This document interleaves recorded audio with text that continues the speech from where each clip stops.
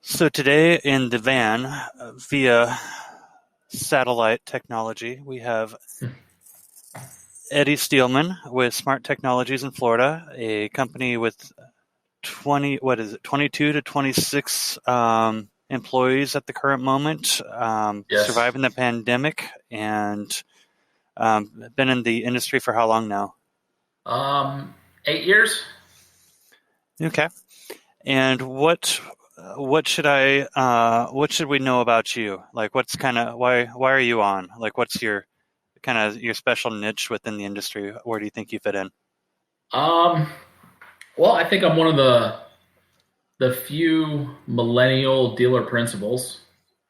Um, as I go to BTA shows and different channel events, I'm often the youngest person in the room, which Mm-hmm. nothing against that. I just know that um, I bring a fresher perspective to a lot of my peers as we talk about business and kind of just like you, Jesse, that you're a little bit different because you think um, non-traditional.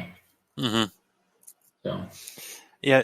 So, did you start with zero employees, or did you start like taking over something? Like, where'd you start?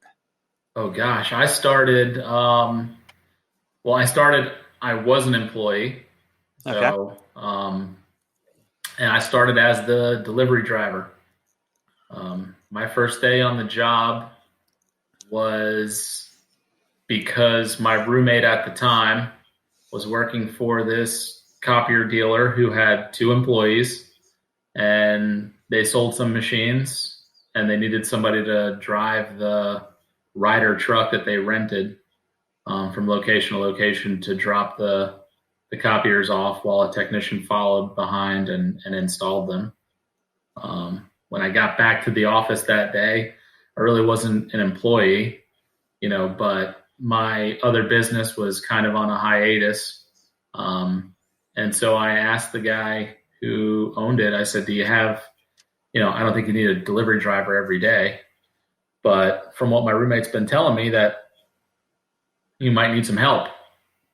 Um, and so he said, yeah, I could use a telemarketer and I'll give you 300 bucks a week and you can make cold calls. And if those calls turn into appointments, I'll give you a bonus on those. And, I was kind of like running the math in my head and I'm like, oh man, I got like a finance degree and, I went to college, but, I don't know what it was. I just said, yeah, okay, I'll go for it. I didn't know what the future was going to hold at that time with my business being on pause. And I took the job as a telemarketer. And yeah, I don't know how many years later I ended up owning the company. And, here we are today. So they hooked you in with a $15,000 a year job. Yeah, yeah. So, yeah, that's interesting. So, how many employees did you guys have when you first came on? I think I was the fourth employee. Okay, and Um, now you're in the 20s. yeah. And how many when the other person left? How many were there? Um, I mean, we grew it together to probably 17, 18. And the guy, he's my best friend to this day. Hmm. His name's Garrett Peterson. He's a great man. His life just took a turn that didn't include this channel for right now. Um, he went on to bigger and better things, and that's a real testimony in itself, which I'd be happy to share. But I worked for him up until about 4 years ago. He turned the company over to me 4 years ago, and um, since then I've merged. I merged with another company um, that was in a neighboring market with no succession plan, and we thought that we'd be stronger together, and it's been a great partnership. Hmm. So, Yeah. So you're one of those millennials that you always hear bad things about at the BTA. Yeah. group. So what do you think about that? Like, I mean, I've been to a few BTA things, and the word millennial comes up, and you kind of hear a collective sigh of like, ugh. Yeah. So, what's your basic view on millennials? What drives a millennial? How do you get a millennial, retain a millennial? Are they even worth having? All those kinds of questions. What's your thoughts on Well, millennials? I think it's inevitable, right? There's no avoiding it.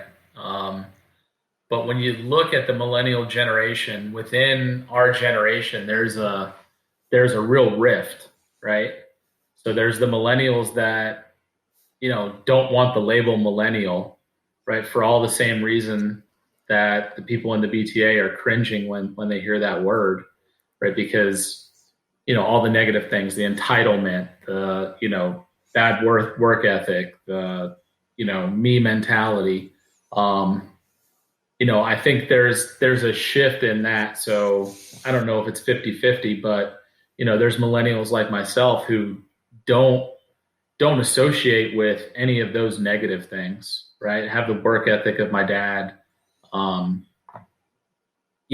but we all share the pull towards technology, solutions, knowing that there's always a better way to do it, right? Understanding that culture does matter, right? And it's not about participation trophies, but it's about cohesion in a team and making sure that people are happy, because happy people are productive people. So, how do I know if I have one of the good millennials or one of the bad ones? Like, is there any kind of giveaways that you can think of?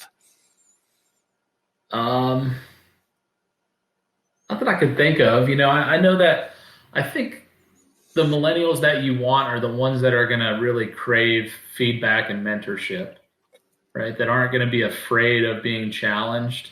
Because what you look at is, when you look at, trends within that generation, is, one of the biggest letdowns that millennials are having in the workforce is a lack of feedback, right?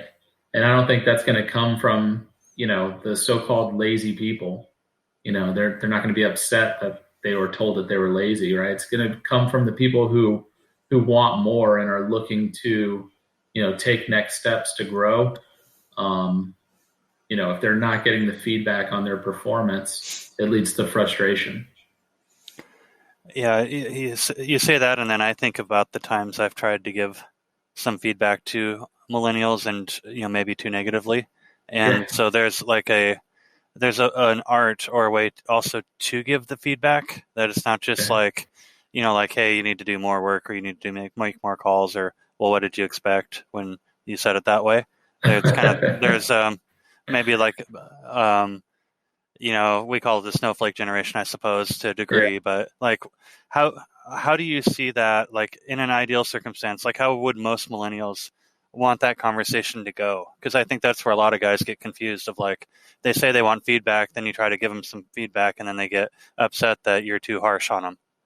Man, I don't know if that's a generational thing, but for me, you got to explain the why, and I think anyone, no matter what their age, is always going to be more receptive when they understand why they're doing something, or why what they're doing is not going to work, versus just, holding a mirror up and saying, hey, what you're doing sucks, Mm-hmm. So I like to always just lead with why. Okay. So what would be an example? So let's say I'm struggling. I'm a rep over here. I'm making 13 calls a day. I think I'm working hard because those calls are hard for me to make. And you're kind of thinking you're not going to get to where you need to go. So how do you start the conversation with me? Well, I mean, in a situation like that, I mean, it's really about, uncovering your expectations, right? So, Jesse, what are you expecting to accomplish in your position, right? Mm-hmm. And, so a sales rep would, come up with a certain list of answers, whether it's, make a certain amount of money, achieve a level of success, be able to take care of myself, my wife, my kids, right? And then, I like to give perspective and be transparent from my position, right? Because I think as a leader, you want to have empathy, but at the same time, when you have empathy for other people, you look for that to be reciprocated to you, right? Mm-hmm. So I get real with my people, right? And I let them know, okay, well, let's look at, the expenses of the company, right? And let's think about, can we sustain off of, your expectations, right? Why am I expecting more? Well, it's because we need more, mm-hmm. right? So if you're making 13 calls a day, and my expectation is for you to be at $35,000 at the end of the month, is that going to work out, right? And why do I need you at $35,000 a month, right? Is it because I need a fancy car? No, right? And we go over the model of how the business works, and I try and give them the bigger picture perspective of how their individual effort rolls up into the whole company succeeding, and then talking about the organization's goals and the things that we want to do, which always comes back to what I want to do for those people, mm-hmm. right? But I need your effort to enable me to be able to do those things. Yeah, if I would have got a hold of the 9-year-old Eddie, what would he have told me he's going to be doing for a living when he grows up? Oh, 9 years old. Was that third grade? Probably a professional basketball player. Nice. Right. I think I would have done it. However, I lack talent and ability. I was pretty good up until like middle school, right, when hormones started kicking in, and then, height became a big factor in that game. And then I knew that wasn't going to happen. So yeah, I was just sports, man. That was everything for me. Okay. And we both know Dale, and he was saying you have like kind of an interesting story, and you were saying like, yeah, we could get into that a little bit. I don't know what that means exactly, but I'm obviously a curious person, so I wanted to kind of find out a little bit more about what that even means. Yeah. So when I talk about my company and my business, I talk about my mission in life, right? And it's not about, hitting my benchmark, operating income. I view my company as my ministry, right? And it's where God has put me, right? And I say that like, yes, you're where God wants you to be. But when I talk about Garrett Peterson, and him turning the company over to me 4 years ago, we started, like I told you, I was the guy on the truck, right? And we were selling used copiers up and down the street, and, living as individuals and as a company from paycheck to paycheck.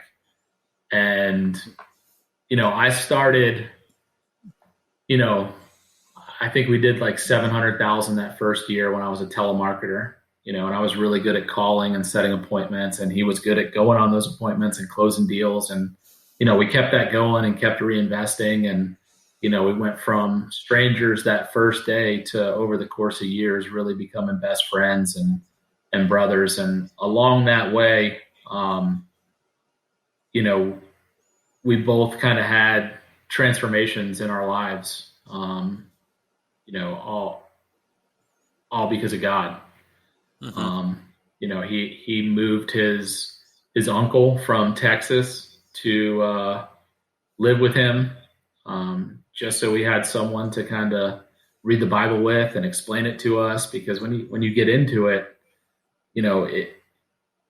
some of the things that you read in the Bible is like a science fiction novel, right? Mm-hmm. And what ended up happening is, Garrett was really digging into some of those things, and where Jesus is telling people that you're gonna go do these things that you've seen me do and work miracles. And we went to every church in Orlando, and we really didn't see anyone doing any of those types of things. And so he started looking for it, and he said, well, if this is what I'm supposed to be doing, someone out there has gotta know how to do it and be able to show me.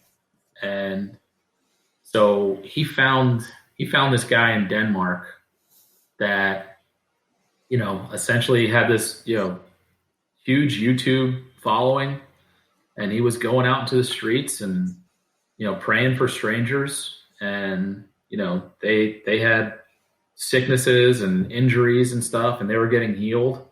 And then, he was baptizing them like that. He'd meet them in the park that day, have dinner with them that night. They were getting baptized. And the next day he was having them out in the streets doing the same things he was doing. Right. So it wasn't like him. And so Garrett reached out to him, and he runs this training school. And so Garrett applied, right? And this is all a course of a few years. And as we're growing the company from, literally holes in the roof, working off of our cell phones and our personal laptops to, starting to gain some traction. We cracked the $1 million mark, and, we ended up putting together a deal where we were now acquiring a company in Tampa, right? So we're going to have our small little foothold in Orlando, and we were buying a company in Tampa, and that company was an authorized RICO dealer, right? Mm-hmm. And we thought, that's it, man. We made the big time, right? The big show, going from used copiers to selling a real brand. And, the thing is, he applied to go to this school, and they called him and they said, hey, Garrett, we have hundreds of people applying and we only accept 16, but, the committee has decided that we'd like for you to attend. And that was, we need you in Denmark on January 26th, right? And remember, this is all the course of a long series of events, right? And so we put together the acquisition, and we're taking over this company in Tampa on February 1st, right? Oh, wow. So he starts asking people, what do I do? I feel like the Lord's calling me to be a part of this. And, but then the business is really growing, and, we're buying this company. We rented a house in Tampa because we were going to be back and forth so much. And everyone said, you're nuts, don't go, you're going to lose everything. Tell the guy you'll go to the next class in 6 months or whatever. And, basically Garrett said, no, I think I'm supposed to go. And he signed a power of attorney so that I could, sign for everything for the company. And, he said, Eddie, here's everything. I'll be back in 3 months. Hopefully we still got a company, but if not, we'll figure out something. And he went to Denmark and left me with, now 2 offices and a bunch of employees to manage. And when he came back, we had done great, and then he ended up going to Israel that summer with the girl that he had met at that school, and, spent a month or 2, traveling around. And then they invited him back at the end of the year to teach the class that he had taken in January. They invited him back. So that year he spent probably 6 or 7 months out of the country, mm-hmm. And here I am, just trying to figure everything out. And, we're on different time zones and, talking on Facebook video chat and stuff as much as we can. But, so when he came back that last time, he would take a walk in the morning, right, and have some quiet time to himself. And, the way he'll tell the story is he's just walking in the morning and, praying and spending time with God. And, basically said, Lord, you've had me the last year. You've worked miracles through my hands. You've had me, all over the world doing things that I never thought would happen. What else do you have for me? And, basically the message he got back was, I can't show you the things that I have for you because you love the companies more than you love me. And, I want you to give the business to Eddie. And, and then I'll show you what I have. And he didn't really want to hear that at the time. We were doing probably almost $2 million a year. And, so that went on, unbeknownst to me for a couple days. Right. And, finally it got to the point where he realized that, there was a calling on his life for something else. And so we had joined this group called C12, which is like a roundtable mastermind group for Christian CEOs and business owners.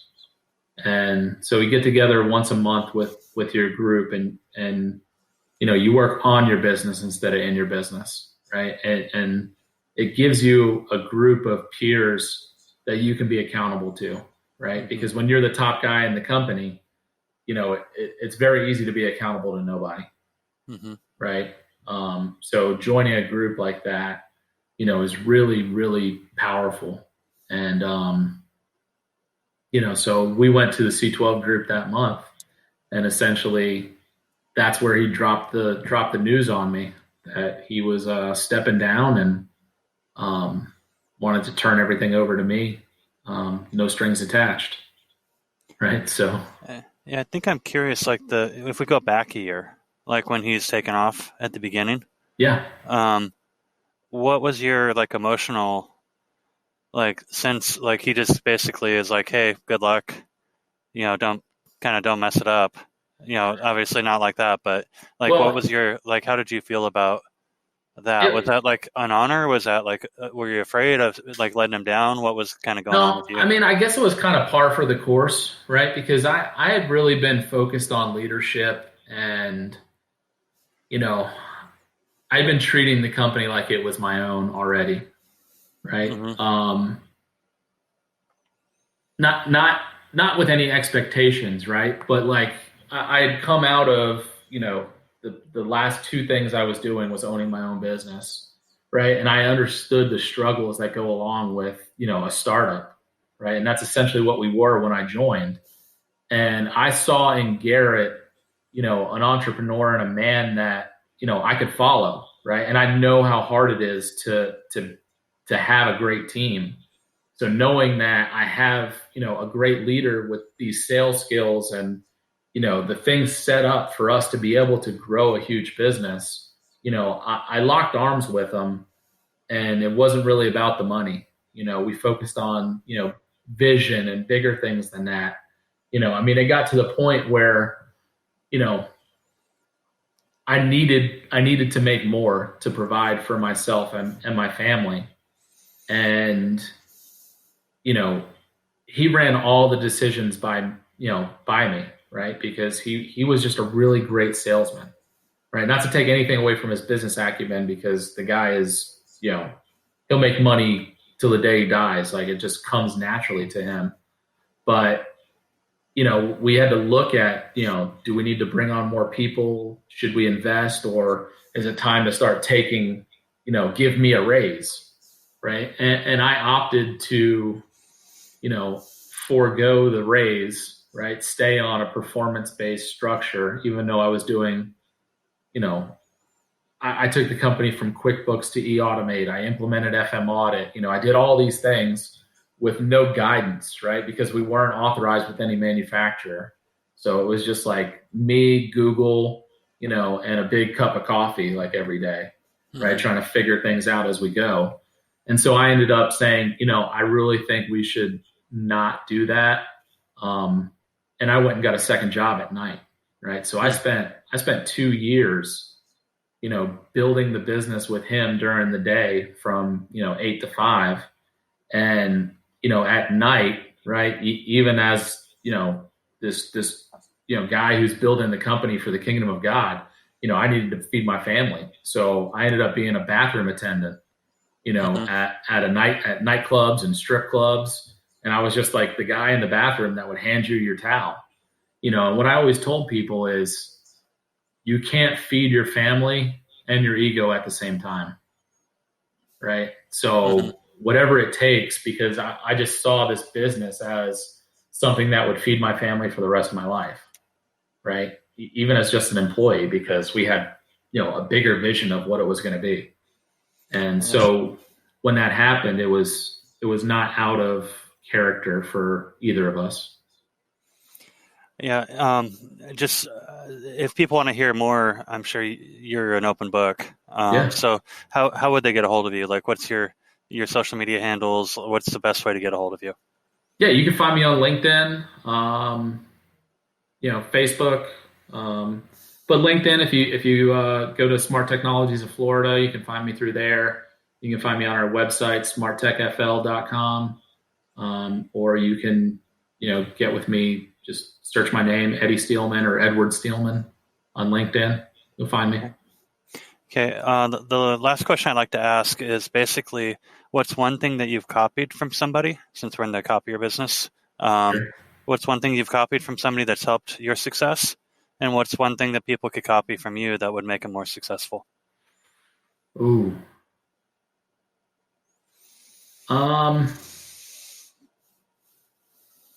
I think I would go back to, you can't feed your family and your ego at the same time, right?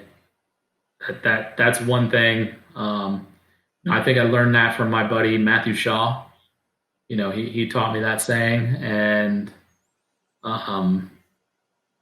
it's been the big key to focus on what needs to be done and not what people think of you. And then someone was going to copy something from me.